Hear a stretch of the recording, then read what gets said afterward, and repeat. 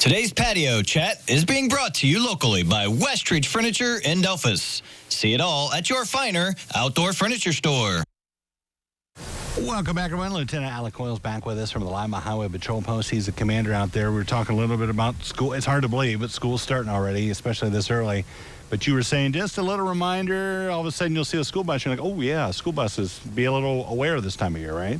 Yeah, in the next couple weeks, you're going to see the majority of all the schools in our area getting back to school, and that means you're going to see the buses out. It's going to take a little longer to get where you're going. Be patient with the buses. You'll see kids walking to and from school as well, or standing beside the road waiting on the bus. Yeah, you bring up a very good point, because Lima City School Superintendent Jill Ackerman said the same thing the other day. She said, remember the buses are out there, and maybe change your schedule a little bit. And I know people who do that, especially if you work a regular 8 to 5, 9 to 5. They say, okay, it's going to take me a little longer because I've got that one bus down this road that I know I'm going to get behind. So maybe give yourself 10 minutes more if you can do that every day. Yeah, plan on a little bit extra time in your route. Even if you don't normally come into contact with buses along the way, maybe this year you will. The routes change year to year, yeah. So it's something to think about. What are some of the biggest infractions you guys see when it comes to motorists and school buses out there? Well, in the last 5 years, just here in Allen County, we've had nearly 50 bus-involved crashes. Wow. And what you see is when the red lights are on the school bus, the stop sign's out, and cars will go past them. And it's been going on for a long time, and you'd think that maybe distracted driving is keeping it maybe those numbers a little higher than they should be in the modern era. But the Highway Patrol is involved in the school bus safety program throughout the year. We have employees that inspect every bus in the state twice a year, every bus. If a bus is involved in a crash, even if it's just a little bit of paint transfer, that bus has to be inspected before it can return to service. The Highway Patrol also has troopers that ride on buses throughout the year. You won't see them, they'll be inside the bus.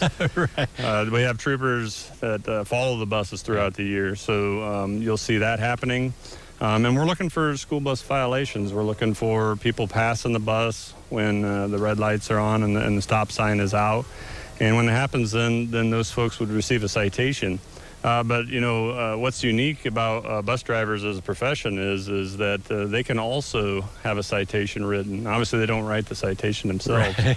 But that would be fun. But yeah, they'll see a violation occur, and they submit their information, the statement, to the Highway Patrol or another law enforcement agency, and then we'll go issue a citation based on their observations. Yeah, so it's funny because years ago in the dawn of man, when I was on a bus, I remember if we had a bus driver who saw a violation, they might radio it in or that kind of thing.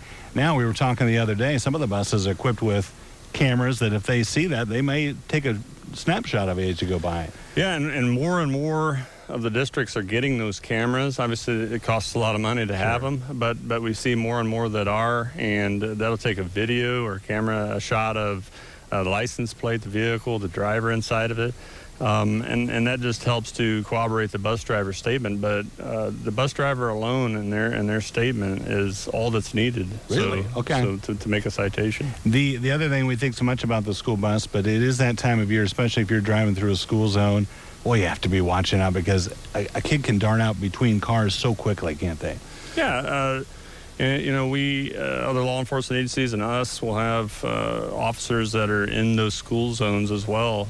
So you remember, it's 20 mile an hour. And so school bus violations or those school zone violations, say if you're going faster than that 20 mile an hour, all those things are mandatory appearance citations, so you have to go see the judge if you get a citation for one of those. And that's not good. Distracted driving, you mentioned, too, might be one of the causes of the increase, because I have to think that most people know the rules. As far as you say, the stop sign comes out, the red lights are flashing. Do you think that's a huge part of it, just distracted driving? You got your mind on something else? Yeah, you would think that in today's world that has to have a lot to do with it. I mean, it's a giant yellow bus. You think it would be hard to see or easy to see, and then but and some of them have the fog lights on top of them, but it still happens. Some of it might have to do with understanding of the law itself.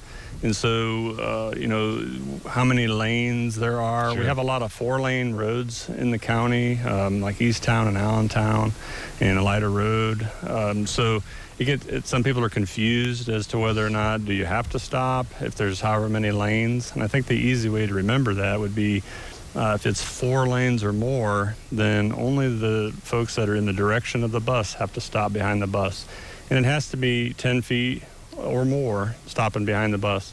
If you're on a less than a 4-lane road, 3 lanes or less, then both directions to and with the bus have to stop that 10 feet or more before the bus. Keep those rules in mind. All right. Thank you, Lieutenant. Appreciate it. Thanks, Good seeing you.